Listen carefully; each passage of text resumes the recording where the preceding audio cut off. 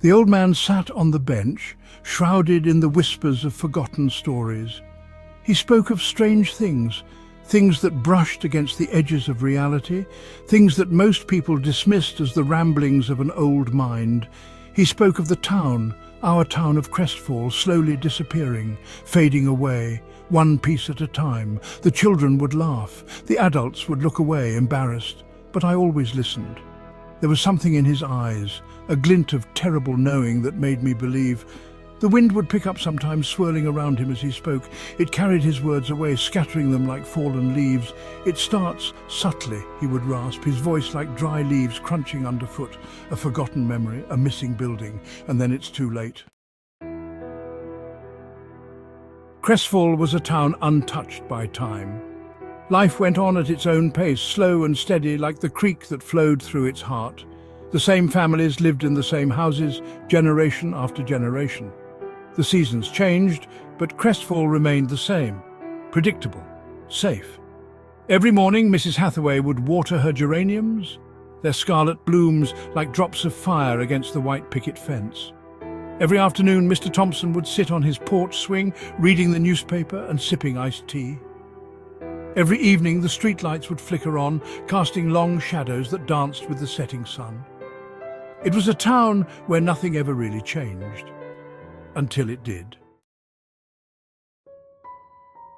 It started with Old Man Hemlock's bakery.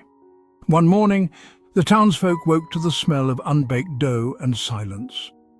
The windows, usually fogged with the warmth of the ovens, were dark and cold. The door was locked. At first there was concern. Old Man Hemlock was a fixture in Crestfall, his bread a staple on every table. Where had he gone? Why was the bakery closed?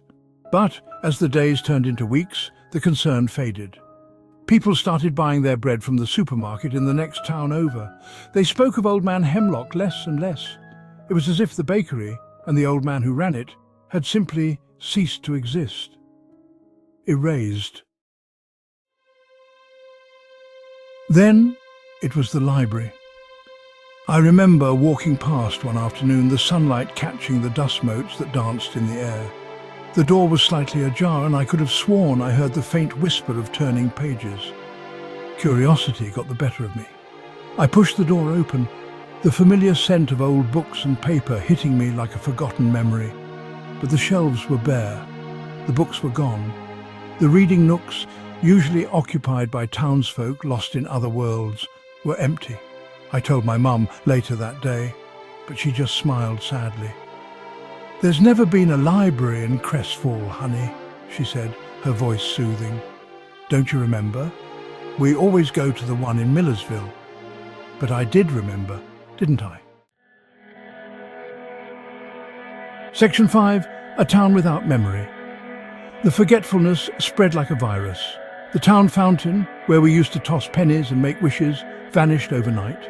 The park, filled with the laughter of children and the scent of freshly cut grass, was now just an empty field.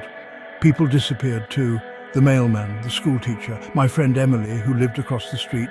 Their faces faded from photographs. Their names were no longer spoken. It was as if they had never been here at all.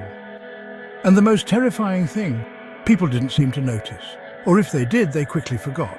Life went on, a pale imitation of what it once was, shrouded in an unsettling amnesia. Crestfall was becoming a ghost of its former self, a town slowly losing its grip on reality. It was then that I met Jake. He was a year older than me, with a mop of unruly brown hair and eyes that missed nothing. He too had noticed the disappearances. He had been documenting them in a worn, leather-bound notebook, his handwriting cramped and urgent. "We have to stop it," he said, his voice tight with a fear I felt echoing in my own chest. "We have to remember." So we started our investigation. We talked to the townspeople, trying to jog their memories. We scoured old yearbooks and photographs, searching for clues. We even went back to the old man on the bench, the one who had warned us about this. He was still there, a solitary figure amidst the encroaching oblivion. He listened to our story, his eyes filled with a mixture of sadness and grim satisfaction. "I told you," he rasped, his voice weaker than before, as if he too were fading. Crestfall is disappearing. It's being erased, and there's nothing you can do to stop it. But why?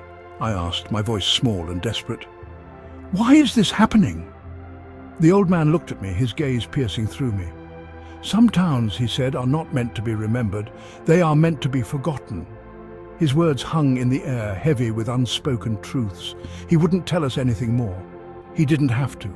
We could feel it now, the truth of his words settling over us like a shroud. Crestfall was disappearing, and we were powerless to stop it.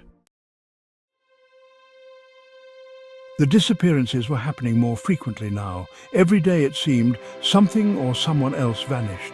And the worst part was, the forgetting was happening faster too. It was like a disease, eating away at our memories, our very identities.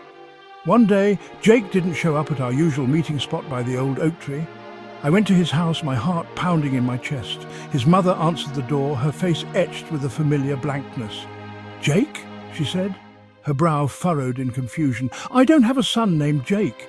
I ran back to the oak tree, my notebook clutched tightly in my hand. I flipped through the pages, my eyes scanning the list of names. Jake's name was still there, written in my handwriting. But underneath it, another name was starting to form. My name. The world was closing in. The familiar streets of Crestfall were becoming unrecognizable. Houses stood crooked as if reality itself were warping. The sky was perpetually grey, the sun a distant memory. I wandered through the empty streets, my only companion the notebook that was quickly becoming my only anchor to reality. But even the words on the pages were fading, the ink blurring as if dissolving in water. The loneliness was crushing, a suffocating weight that threatened to pull me under. I was a ghost in a dying town, my memories slipping away like sand through my fingers. Who was I? Where did I come from? What was Crestfall? The questions echoed in the void, unanswered. I don't know how long I wandered. Time lost all meaning. Days and nights bled together in a hazy kaleidoscope of fading memories and encroaching oblivion. The notebook was almost empty now, the pages blank except for a few faint scribbles that I could no longer decipher. Soon even those would be gone. I closed my eyes, succumbing to the inevitable. Crestfall was disappearing, and I, the last leaf clinging desperately to a dying branch, was disappearing with it.